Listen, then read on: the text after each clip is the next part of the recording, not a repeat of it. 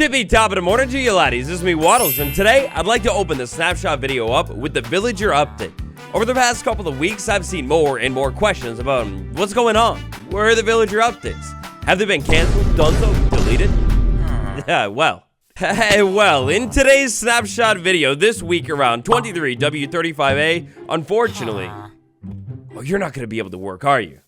Hey. After weeks and weeks of waiting for literally anything in the entire world, unfortunately, this week they've done it again. They've done absolutely nothing in the world of villager trading. This is weird. If you caught this video from a couple days ago where we talked a little bit about the missing snapshot, bedrock previews, updates, everything like that, then you may remember seeing this little bit of information right here. Experimental trade changes. In last week's preview, which is basically like the bedrock equivalent for a snapshot, they said they were looking for even more feedback. So sliding over to the villager trading feedback page and scrolling down a little bit, we see no further changes other than, of course, more and new feedback here, since we looked at it last week. Long story short, at this point, I'm getting really confused. The devs dropped these changes into the game and then said, like, hey, give us some feedback, and then said, hey, never mind about that feedback stuff. They're gone. One of the bigger, newest ideas that I saw that I thought was so genius that I just had to put in the video is the chisel bookshelf. This thing was added in Minecraft 1.20. Why not add a new villager profession where, like, of course you have the standard librarian with the locked-in biome trades, but maybe, like, the chisel bookshelf. Configure the books a little bit differently, and you get different trades or something. I don't know. On the other hand, maybe that's advanced, so it could at least just be a new profession block that you have to craft and place down if you want to get different trades. Just an idea.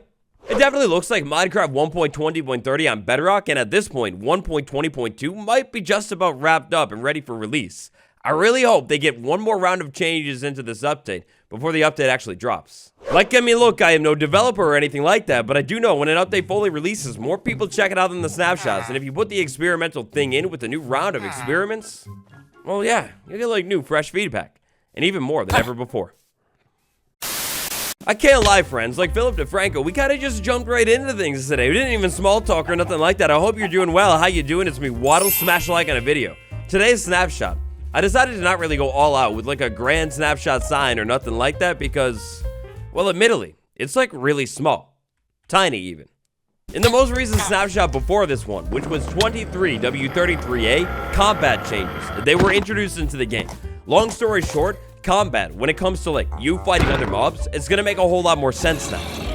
Long story short, essentially what's happening here is as long as you're above the mob's head hitbox, then it won't be able to reach you. And that's gonna be the same thing for down below it as well. In this week's snapshot, we have a round of even more polishing. You see, a small handful of mobs were still actually able to hit you clean through blocks, and it shouldn't work like that anymore. So over inside of my science and testing world, let's go ahead and try this out. Oh, that scared me so much. If I stand over here next to the door, the iron golem, hey, buddy, right over here. If I stand here next to the door, even though I'm on the other side of the door, the golem, yeah, I don't think it can get me through the block. Another one here is going to be the Ravager. Pretty much same thing. The Ravager shouldn't be able to hit you through a block now until you, like, walk out of the block. Hey, buddy. To be fair, I don't know if we got the cleanest tests on that one, though, so let's try it again. Right next to the door, the Ravager could definitely see me. Hello, friend. Okay, well, he can still get me. Another one that allegedly has been changed is the spider and the cave spider. It definitely looks like both of these mobs can no longer hit me through a tiny block. That's cool. Specifically in the case of the spider, I feel like that one's a pretty common one. It has been in the game for literally years. Next up, we're looking at a change for my fellow stoners out there. You see, if you're a little bit knowledgeable in the world of redstone, then you would know that the jukebox gives off a redstone signal when a disc is playing. The values are different depending on the disc, but it shouldn't really matter for this one. You see, in a previous distant land, if we put a dragon head on top of a jukebox and then played some music, nothing would happen. But now, oh, the sounds they radiate, they emulate clean through the dragon's mouth. It's beautiful. Same thing is gonna happen with the piglin, except now it comes out of the ears. That's kind of like such a low-key fire contraption.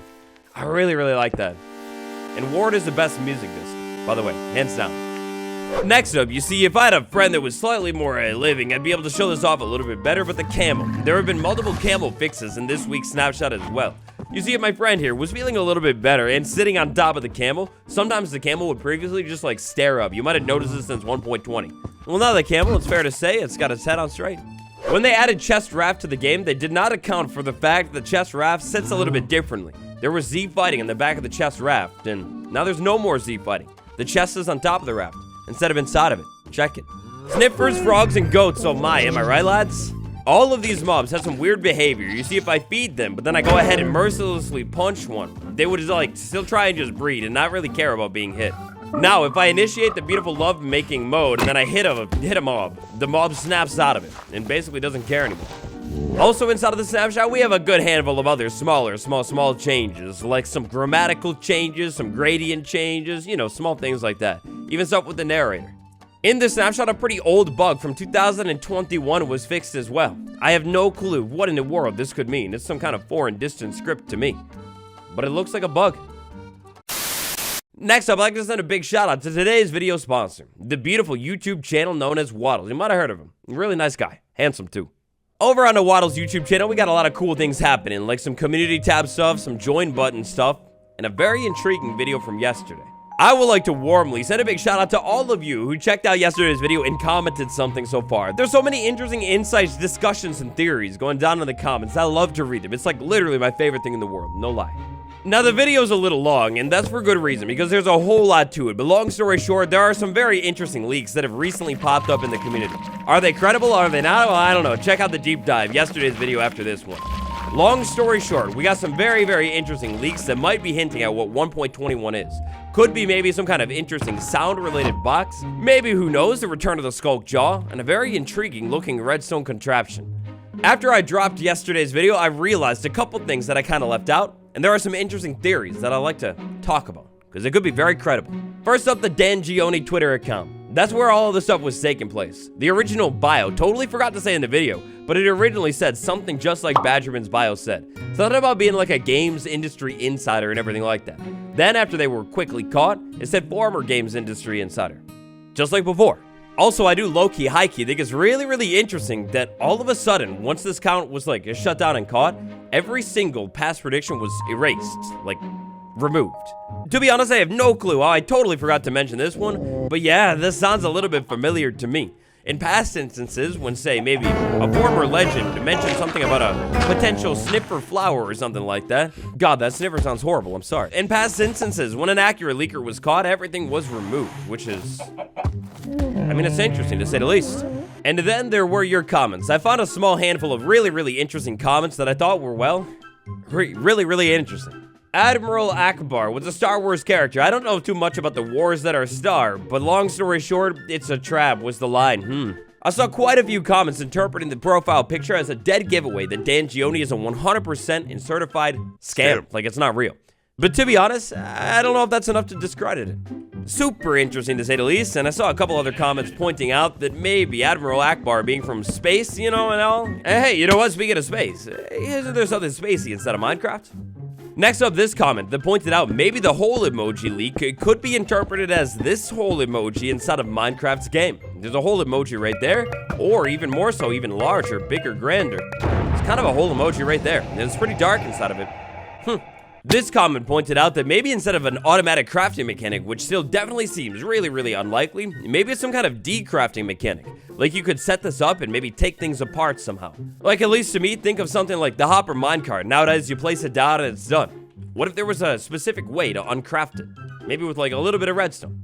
This comment and many other comments pointed out that yes, automatic crafting is very unlikely, but what about automatic crafting for some very specific things, like let's say raw gold or something like that. Imagine a world where you could just take the raw gold that you've mined and automatically compact it down because it's like a, you know, like a relatively simple thing. And the same with like raw iron, raw copper, and a couple other small materials that like wouldn't change that much in the world of crafting. I imagine things like kelp block and maybe hay bales too. Spicewood is another one of the amazingly interesting leaks talked about in that video. Check out the Ends aesthetic, the Eye of Ender right here. Maybe Spicewood could be a brand new type of wood inside of the End dimension. And what if it's green? After all, if we take a look at the current plank colors in the game, the biggest glaring missing hole, it's some kind of green tinted wood. Gosh, I could go on and on. There's so much in the comments, seriously, but for more of a technical look and deep dive into the very intriguing leaks that might be Minecraft 1.21, check out yesterday's video next. After all, today's video is a little short. Sorry about that. I'll have a guide tomorrow. Anyways, back to today's Snapshot 23w35a to wrap things up nice and neatly for us here, the technical changes in the snapshot. We've got two. At this point in the snapshot, with it being like so relatively small, I'm starting to wonder if next week we'll see a pre-release instead. Only time will tell. And so, lads, friends, thank you all so much for watching this slightly unconventional and traditional Snapshot Showcase video. Remember to delete that like button and subscribe for more updates. It's been me, Waddles, and until tomorrow, well, I will see you tomorrow. Goodbye, everyone.